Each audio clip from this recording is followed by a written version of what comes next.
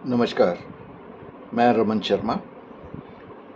कल हमारे उपराष्ट्रपति जी ने एक बहुत ही बढ़िया ज्ञान दिया और मैं बहुत ज़्यादा प्रभावित हो गया। रात भर यही सोचता रहा कि हमारे देश के अंदर वो कौन कौन से दफ्तर हैं जिनकी ना कोई जवाबदेही है। वो कोई भी जन साधारण के हित का कोई भी बिल सरकार अगर राज्य सरकार बनाती है तो उसको कोई भी रोक के बैठ सकता है और कितने भी दिन बैठ सकता है। ये सबसे बढ़िया बात है। इससे एक तो विकास तेज होता है, लोगों के काम बहुत जल्दी जल्दी होते हैं। जब कानून ही नहीं होगा तो फिर गले में एक भगवा पटका डालिए और कोई भी नारा लगाते हुए आप किसी भी धर्म का विकास कर सकते हैं। बाकी विकास की तो कोई आवश्यकता नहीं है।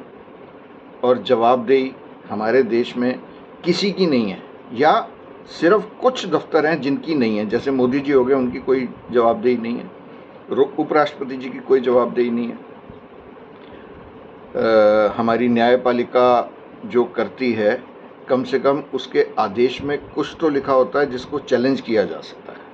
और अभी माननीय सुप्रीम कोर्ट की अदालत में कार्रवाई चल रही है। कोई फाइनल, कोई अंतिम आदेश पारित नहीं हुआ है, लेकिन जवाबदेही है ही नहीं, किसी की नहीं। ये सबसे बड़ा ज्ञान है।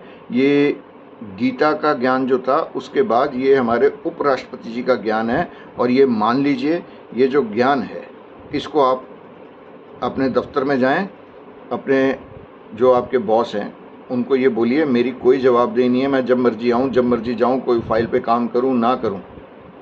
जो बच्चा स्कूल या कॉलेज में जा रहा है वो जाके अपने टीचर को बताए, उसकी कोई जवाबदेही नहीं है, वो इम्तिहान दे ना दे, कोई फ़र्क नहीं पड़ता।